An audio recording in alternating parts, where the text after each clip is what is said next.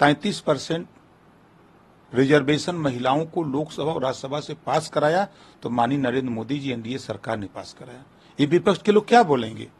अब मोदी जी ने तो कानून पास कर दिया कि हम बिजली फ्री देंगे, सोलर पैनल हम 75% सब्सिडी पर सभी लोगों के छत पे लगाएंगे और हम बिजली फ्री देंगे।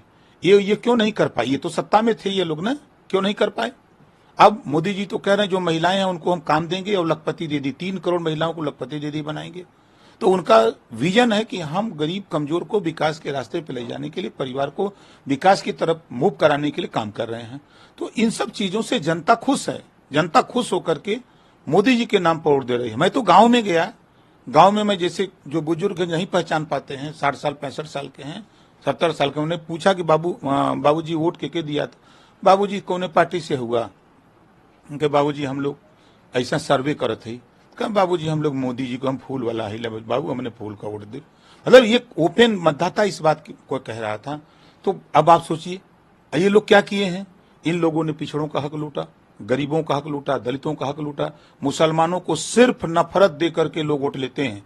मुसलमानों को तो अकल आना चाहिए, ये अकलियत के लोग कहे जाते हैं, लेकिन इनके घर दिमाग में खाली सिर्फ नफरत भरी है। ये कभी पहली बार देश की आजादी में जो काम कांग्रेस सपा बसपा नहीं कर पाई, पहली बार मुसलमानों के लिए मोदी जी योगी जी के राज में 51 बच्चे आईएएस पास हुए हैं। पहली बार ऐसा हुआ देश में। क्या बोलेगा कोई? ये मुसलमान को दिमाग में लोगों ने फितूर भर दिया, नफरत।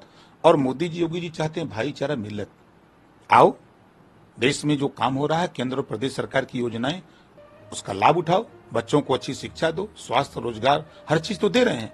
कहीं एक भी लाइन किसी योजना में मोदी जी योगी जी की राज्य में कहीं एक लाइन लिखा हो ये मुसलमानों को मत देना, कहीं है? ये सिर्फ नफरत बीजेपी फैला रहे हैं, कांग्रेस और सपा बसपा के लोग फैला रहे हैं। बीजेपी सिर्फ भाईचारा का काम करती है, मिल्लत का काम कर रही है। किस आधार पे चिल्ला रहे हैं? 8 जून को माननीय नरेंद्र मोदी जी तीसरी बार प्रधानमंत्री की शपथ लेंगे। अभी तो 4 को गिनती है, हम तो 8 वाली बात बता रहे हैं। लेकिन जयराम रमेश कह रहे हैं कि मोदी जी और अमित शाह मिलकर मनोवैज्ञानिक खेल खेलते हैं। वो ये आंकड़े इसलिए जारी कर रहे हैं, या वो जो फर्जी जो एग्जिट पोल है वो इसलिए जारी कर रहे हैं ताकि इससे सरकारी तंत्र या जो अधिकारी हैं वो दबाव में आ जाए और वो भारतीय जनता पार्टी के साथ रहे। 295 सीटें इंडिया गठबंधन जीत रहा है उनके साथ। तो उन्हीं की सरकार में 14 में चुनाव हुआ था ना, तो उन्होंने क्यों नहीं मनोवैज्ञानिक युक्ति लगाई? उन्हीं की सरकार में हुआ था। उस बार भी तो मोदी जी, तब तो उनकी सरकार नहीं थी, मोदी जी प्रचंड बहुमत से जीत के सरकार बनाए। तो ये देखिए, ये हताशा और निराशा है इन लोगों की, जो भी बोल रहे हैं।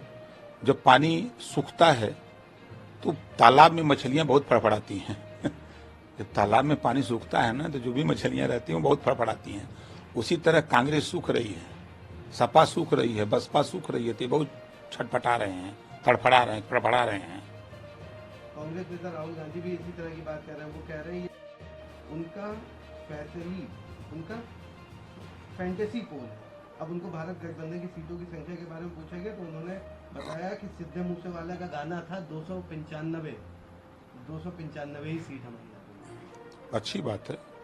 अब वो दिवा स्वप्न देख रहे हैं तो कोई दिक्कत नहीं है। यही राहुल जी हैं, सदन में महिला आरक्षण बिल की फाड़े थे।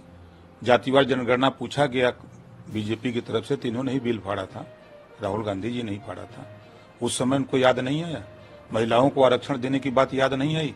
अनाज गोदामों में सड़ रहा था तो राहुल जी उस समय याद नहीं आया। ये लोग जो कह रहे हैं, काहे घबरा रहे हैं? जनता ने निर्णय दे दिया है।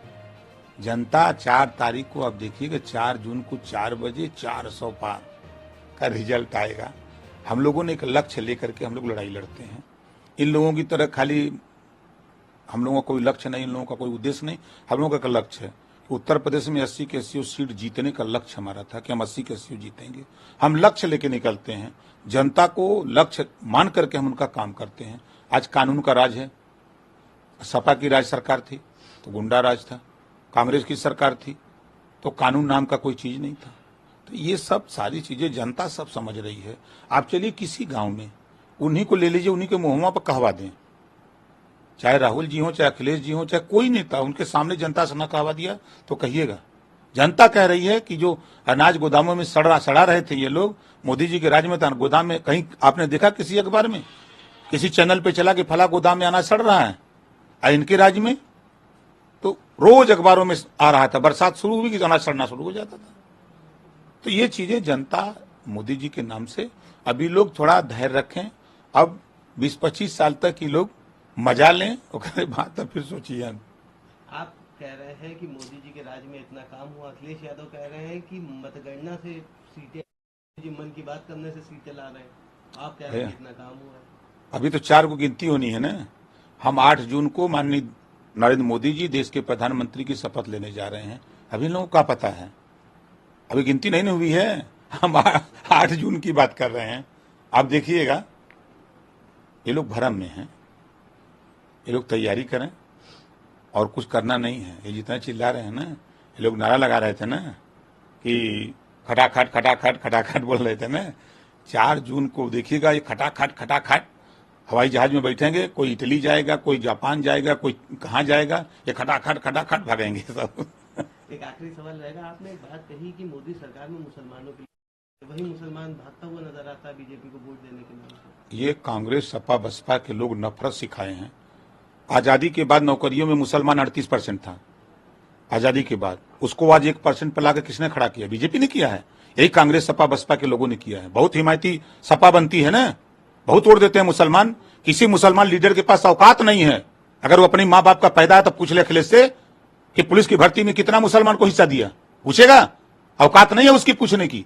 लीडर बनता है, शोषण हो रहा है समाज का, चाहे लेखपाल की भर्ती, चाहे ग्राम सेवक की भर्ती, बीडीओ की भर्ती, सीडीओ की भर्ती में कहीं मुसलमान को दिया हिस्सा? 5 साल में क्या दिया है मुसलमानों को? नफरत देते हैं सब। सिर्फ कांग्रेस सपा बसपा के लोग मुसलमानों को गुमराह करते हैं, नफरत देते हैं, उनको जो है बेवकूफ समझते हैं ये लोग। और मोदी जी उनको हक देते हैं, हिस्सा देते हैं। जितनी भी योजनाएं केंद्र और प्रदेश सरकार की, सब योजनाओं में लाभ दे रहे हैं। और फिर मैं कह रहा हूं, आजादी के बाद पहली बार 51 बच्चे मुसलमानों के आईएएस पास हुए हैं। उनके राज्य में क्यों नहीं हुआ? योगी जी मोदी जी चाहते तो नहीं होने देते, लेकिन वो अन्याय नहीं करते। तो ये जो नफरत लोगों के बीच में भरा है वो ठीक है, कोई दिक्कत नहीं। जानते हैं ना कि तालाब का पानी धीरे धीरे सूखता है ना, एक के दिन में नहीं सूखता है।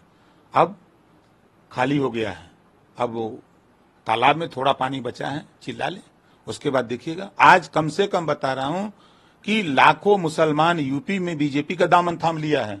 कोई ऐसा जिला नहीं है कि जिस जिले में नेता ना हो बीजेपी के, मुस्लिम, उनको विश्वास भरोसा मोदी पर बढ़ता जा रहा है। एक दिन वो आएगा कि कांग्रेस और सपा के लोग ये सड़क पर, ये थोड़े धन खल बहुरानी, विपक्ष के लोगों के पास सीटें कम आ रही हैं, इस नाते वो बौखला रहे हैं।